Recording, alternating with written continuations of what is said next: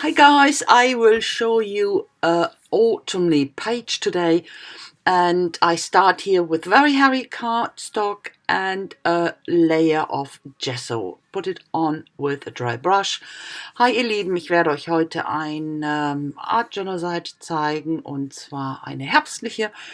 Ich fange hier an mit sehr schwerem Kraftcardstock und mit einem Layer, also mit einer Schicht Gesso drauf. Ich nehme dafür einen ganz trockenen, harten Borstenpinsel und gebe die Schicht auf. Und kümmere mich jetzt nicht, ob das gleichmäßig verteilt ist oder nicht. Einfach nur so im Distress-Look. Und, diese Seite, die mache ich für eine Kollaboration. Und zwar ist das eine Facebook-Gruppe, die heißt Creative Arts Collaboration. Und da sind eben diese ganzen YouTuber, die sich da zusammengetan haben vor vielen Jahren. Und sowas machen wir dann hin und wieder. Und dieses Mal ist es der Herbst. Und ich fange hier an auf auf dem Gesso, auf der Schicht mit den Distress Oxides zu arbeiten, in ganz verschiedenen Farben. Und ich gehe immer wieder drüber und sprühe Wasser drauf, lasse das trocknen und dann gebe ich nochmal eine Schicht Farbe auf und so weiter.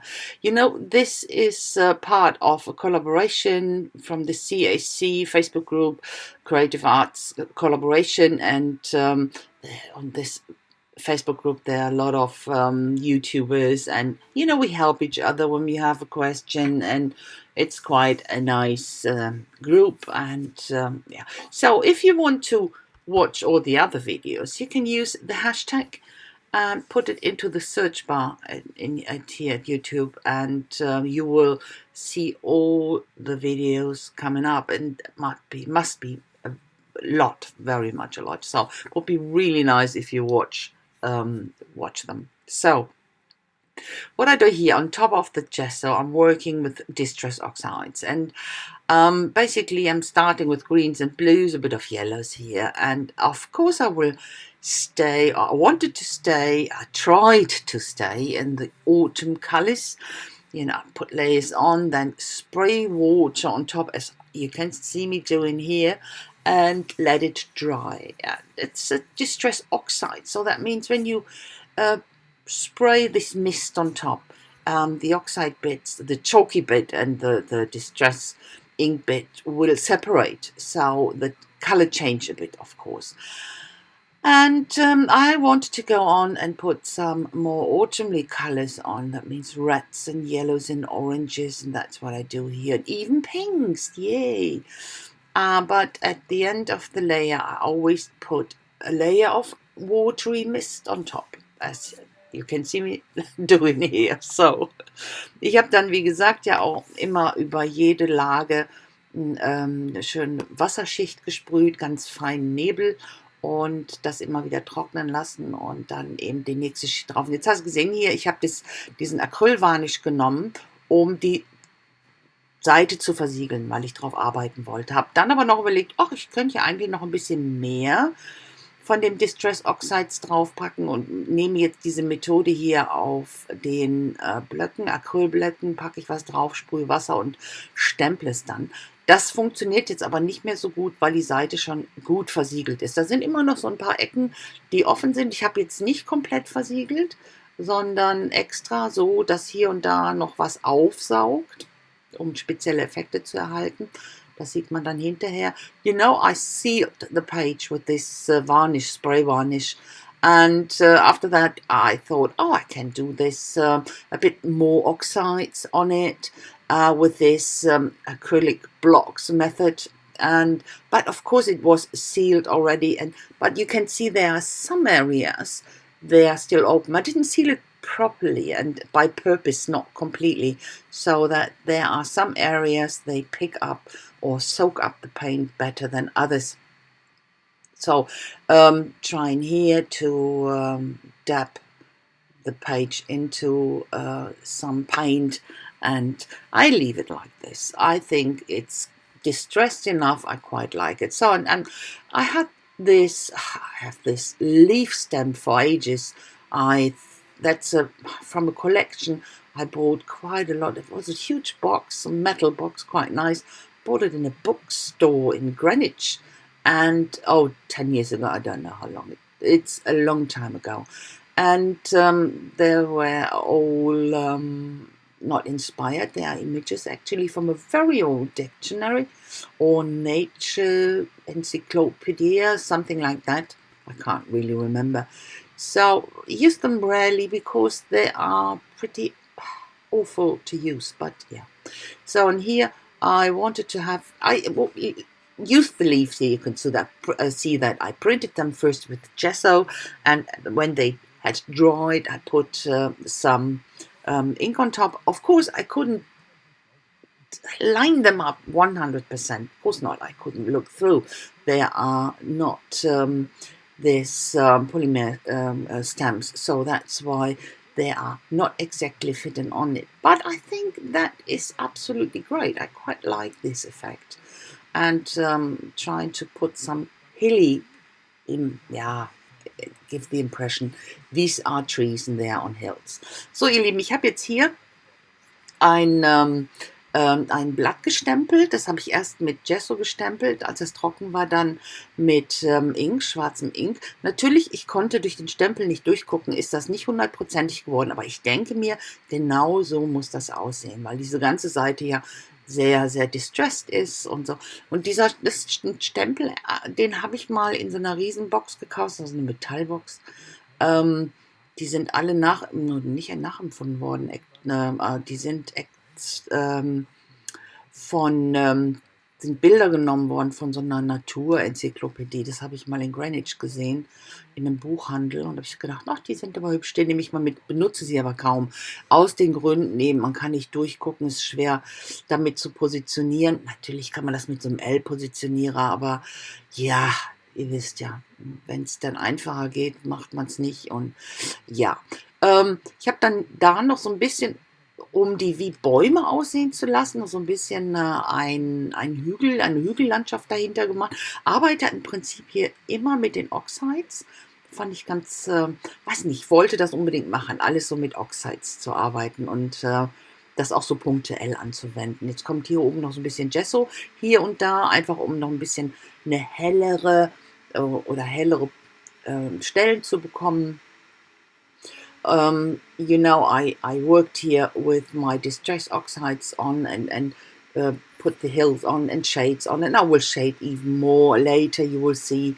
And that's what I wanted. I wanted to stay with the oxides, and I wanted to give this page a very, very distressed look, and I think that's what you get with the oxides, quite good. So, but here for the leaves, trees, yeah, I use my absolute favorites at the moment, the golden high flows and this fluorescence, and this is fluorescence pink and orange I'm using for the leaves, because this will be the most colorful part on this page, and autumn is pretty colorful, isn't it? So that's what I wanted to have stressed out with this leaves, whatever you want, and this dots on top.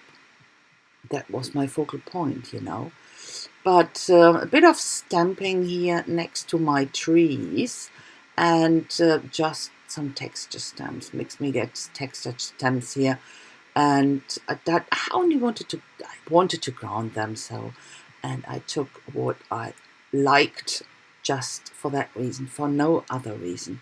Ich habe dann hier diese Golden High Flows benutzt, wieder in dem fluoreszierenden Orange und Pink, das ich liebe das im Moment so sehr. Ich finde es einfach nur wunderschön. Und habe das dann hier in die Bäume, reingedrückt. Und das ist so mein Fokus auf dieser Seite, weil der Frühling, ja, träume schon wieder. Der Herbst ist natürlich sehr bunt und natürlich wollte ich meine Bäume entsprechend bunt haben. Bisschen gestempelt daneben, einfach ich habe so Mixed Media Stempel, die so Texturen machen. Gerade das genommen, was mir so in die Hände fiel und was mir gefällt, aus keinem anderen Grund eigentlich. So, und dann ein bisschen Stempeln noch mit meinem Schriftenstempel hier und ein paar marks gemacht hier mit den runden Rollen in schwarz und in weiß. You know, I made some marks here with my circles, and now I use my go-to script stamp and put some stamps here and there. So, and I didn't want to leave the circles like that, so that's why I start here with the white. I go in at the white outside circles, and what I will do actually is, for the black circles, I will use this Distress Oxides in black, and that will define the circles even more, and gives so much more depth, and that's why I did it. And I put even more down at the trees, leaves, trees, whatever you will call them. I think they're trees. To me, they're trees. So, ich habe dann hier noch zu den den Kreisen in den Weiß habe ich noch ein bisschen mit einer trockenen Bürste, trockenen Pinsel und Gesso gearbeitet, und werde das auch später in Schwarz noch machen, hier in den Kreisen, in den schwarzen Kreisen. Aber erst arbeite ich hier mit dem schwarzen Oxide und gebe hier noch mal ein bisschen Definition rein, ein bisschen Schattierung rein, einfach auch, um noch mehr Tiefe reinzubekommen. Das ist auch ein Grund, warum ich im Hintergrund noch ein bisschen mit Gesso gearbeitet habe, um diese hellen Stellen hinter den Bäumen, einfach um das noch ein bisschen mehr zu definieren. Und hier könnt ihr sehen, da packe ich das Schwarz rein. Also ich muss sagen, die Bürstchen, diese Make-up-Bürstchen in diesen kleinen Größen, damit lässt sich richtig gut punktuell arbeiten. Ich hätte nicht gedacht, dass ich die brauche. Ich habe gedacht, ach, was soll ich denn mit diesen kleinen, fummeligen Bürstchen? Die brauchst du doch sowieso nie. Doch, also es ist schon sehr hilfreich, muss ich sagen. Bin now here for working on these small areas. These small makeup brushes are perfect. You know, when I bought them, I bought it in a set, and you had this very, very small ones in that set, and I always thought, for what would you ever use that? They are so flimsy and small, but it's very practical here in this small area, and it works quite good. I'm pretty pleased with it. So, and these are my words, and the words sorry. Sorry, having something in the oven. So, the word says, it's in German. It says it's a poem about autumn, actually, and it says something that everything wants to fly to the ground, everything wants to lay down, and it is, what is it? It is autumn. Everything smells of soil, something like that. Es wird Herbst, es riecht nach Erde. Yeah, it will be autumn, everything smells of soil. So, and that's it. Ihr habt ja jetzt gesehen, was ich hier, das ist in Deutsch, ihr wisst ja selber, was es bedeutet. Das habe ich in weiß eingerahmt und schön geklebt, und das war es eigentlich schon. That's the close-up already. I say thanks a lot for watching. Don't forget to look for the hashtag and watch all the other videos. I say thanks a lot. I hope you like it. If so, please leave me a thumbs up, and a comment would be so very much appreciated. I hope I will see you very, very soon with my next project. Until then, I wish you a fantastic time. But most important thing, stay creative. Bye bye, guys. Ihr Lieben, das war's dann schon wieder. Ich hoffe, es hat euch gefallen, und ich hoffe, ihr schaut nach dem Hashtag und guckt euch die anderen Videos an. Ja, und ich hoffe, es gefällt euch, was ihr hier seht. Ich danke euch fürs Schauen. Über einen Daumen hoch würde ich mich extrem freuen, und auch über einen Kommentar. Und ich hoffe, ich sehe euch ganz, ganz, ganz bald wieder mit meinem nächsten Projekt. Bis dahin wünsche ich euch eine ganz tolle Zeit, aber ganz, ganz wichtig, bleibt kreativ. Also, lasst es euch gut gehen. Bis dann. Ciao!